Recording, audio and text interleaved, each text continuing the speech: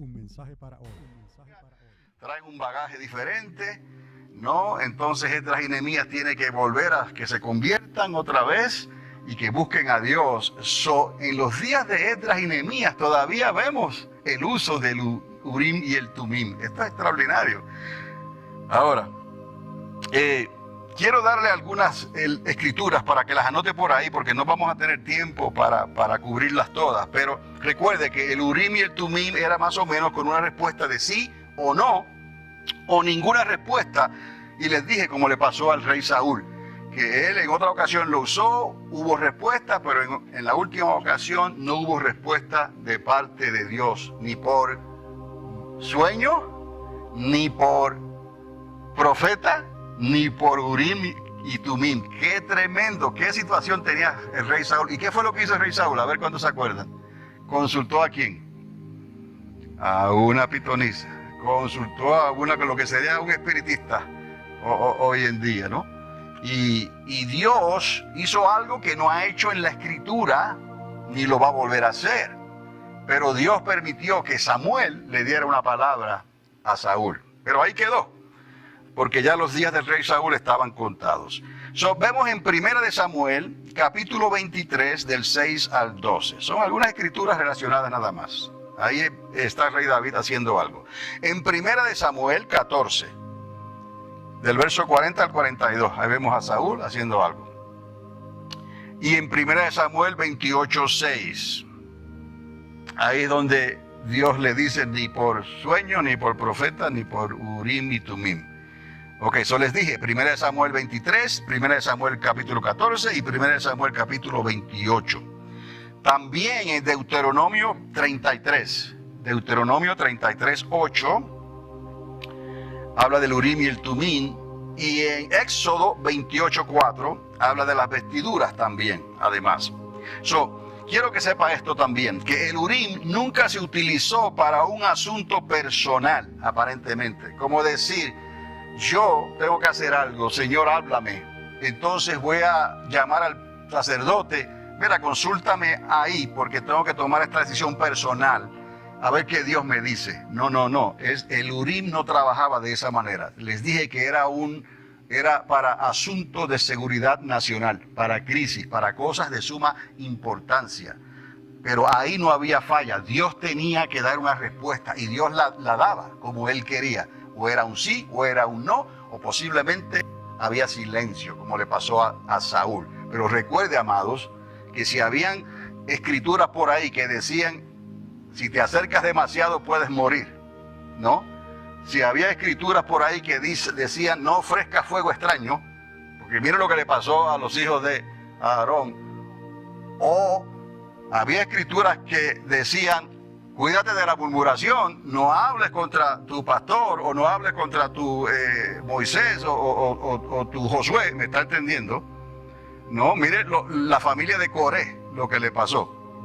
Y aquel que robó, Acán, ¿se acuerdan? Aquel fue apedreado, él y toda su casa y hasta sus animales. El Urim nunca se utilizó para un asunto personal, aparentemente. Siempre tuvo que ver con alguna crisis nacional. Considere esto ahora, por el momento nada más, amados. La pastora lo mencionó esta mañana, con lo que está ocurriendo hoy con Irán, Siria e Israel. Ahora esto va tomando otro giro. No, porque nosotros fuimos redimidos y tenemos una esperanza ya declarada.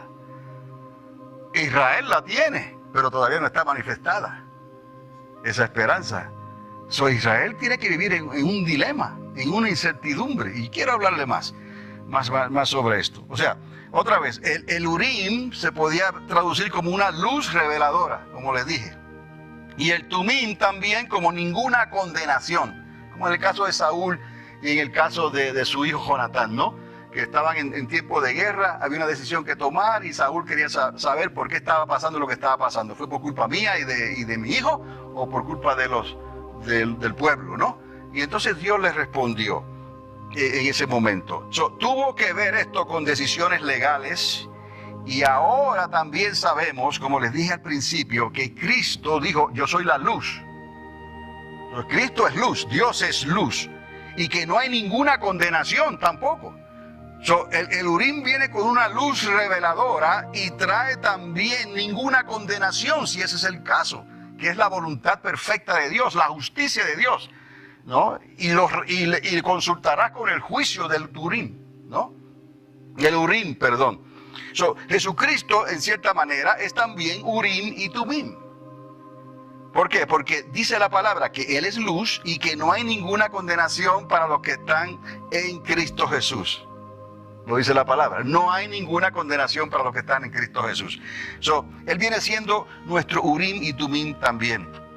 Otra vez, Urim, luz reveladora, y Tumim, algunos le traducen con lo de la perfección, o con inocencia, o algo completo. Estoy dando las diferentes traducciones que se le dan. Por eso le dije que esto está bien limitado en la palabra de Dios.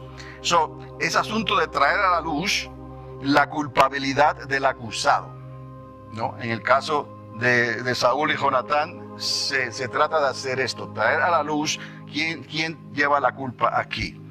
Y el Tumim trae inocencia, trae justicia. Se podría decir que la nación de Israel, oiga bien, no podría funcionar en toda su capacidad sin el establecimiento sacerdotal del Urim y el Tumim. ¿Qué dilema tiene Israel hoy? Porque en realidad esto todavía está en pie.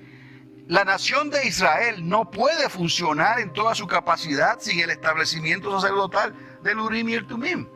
Lo que ocurrió en Babilonia fue por causa de ellos haber dejado a Dios. Pero Dios los regresa del exilio y todavía les da la oportunidad de que sea consultado de esta manera. Porque los sueños y los profetas podía haber equivocación ahí cuando se consultaban. Y habían profetas que eran comprados por dinero, como pasa hoy en día también, ¿no? Conveniencias. Y había otros profetas que eran martirizados por decir la palabra de Dios y solamente la palabra de Dios. En el Urim y el Tumim era de suma importancia. ¿Vamos a la guerra o no? ¿Subimos? ¿Sí o no? ¿Cuántas veces David utilizó esto? Recuerden las citas que les di. Número 27, si no le di esa, ¿no? Esdras, capítulo 2, 59 al 63. Esdras, ahí está después del exilio. Primera de Samuel 28, 3 al 6, ya se la di. Primera de Samuel 30, del 7 al 8, ahí está lo de David. Y Deuteronomio 37, 7 al 11. Ahora, vamos aquí a lo que les quiero decir y cómo comenzó todo esto. Porque a razón de una pregunta que se hizo el miércoles, los que estaban aquí se acordarán, cuando comenzamos a estudiar el libro de Hechos, de ahí yo comencé a indagar y termino con esto del Urim y el Tumim. No me explique cómo, pero y no tiene nada que ver, porque la pregunta fue esta, una pregunta muy certera, ¿no? Porque uno se pregunta quién era Lucas, y este hombre estaba metido en todo, un historiador, él convivió con Pablo, él era uno de los apóstoles, ¿no? De Jesús. Bueno, si usted va a Mateo capítulo 10, del verso 2 al 4, ahí se dan los nombres exactos de los 12 apóstoles. Ahí está, en Mateo 10, del 2 al 4. Y aunque el nombre de Lucas no está incluido, Lucas sí ministró con otros apóstoles y convivió, como le dije, por años con el apóstol Pablo. La palabra apóstol es una definición que se utilizó después para cualquier persona que fuera enviado, hombre o mujer. Si eres enviado a hacer algún tipo de función por el evangelio, el reino, tienes un apostolado. Pero hay una diferencia con aquellos 12 que estuvieron con Jesús. Y luego Pablo reconoce esto y dice él, yo como un abortivo vine al final. Pero ocurrió algo en el libro de los Hechos que muestra algo que hace el apóstol Pedro que merece mención también aquí. Porque tuvieron que echar suertes, si me está siguiendo. Entonces, aquí Lucas, bueno, obviamente no está incluido, pero ya sabemos que él convivió con uno. Lucas sí era médico de profesión, ¿me está entendiendo? Lucas era médico de profesión y era historiador. Oiga bien, él era un historiador excelente en su tiempo libre. ¿Ok? Era griego de nacimiento y posiblemente se convirtió en Troas. Algunos creen que en una de las enseñanzas de Pablo, Lucas se convierte en la ciudad de Troas. Él recopiló, él buscó los datos históricos. Él no solamente tomó notas y recopiló, sino que él verificó, ¿no?, para escribir el evangelio que lleva su nombre. Por eso tenemos un evangelio según San Lucas. Eso no tenía que ser apóstol. Si dejó un evangelio, ¿me está entendiendo? Pablo dejó cartas, pero Lucas dejó un evangelio. Y el libro de los Hechos. ¿Cuántos alaban a Dios? Ok, vamos a dejarlo ahí entonces.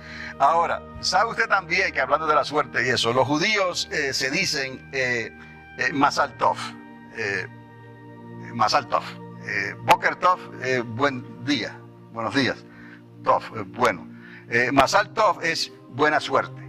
Es la relación que ellos le dan. Más o menos, buena suerte, Mazal Tov. Y algunos utilizan Proverbios 16:33. Este no se le había dado, pero en Proverbios 16:33 dice que la suerte se echa en el regazo, mas de Dios es la decisión de ella. No, por ahí algunos ya le añaden que el hombre propone.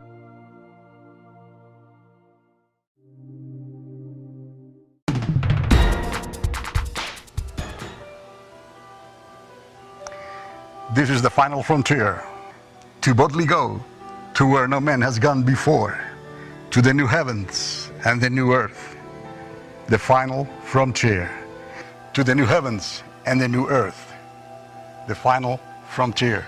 This is Carlos Dávila. Para suscribirte, aquí. Para el website, allá. Un mensaje para hoy.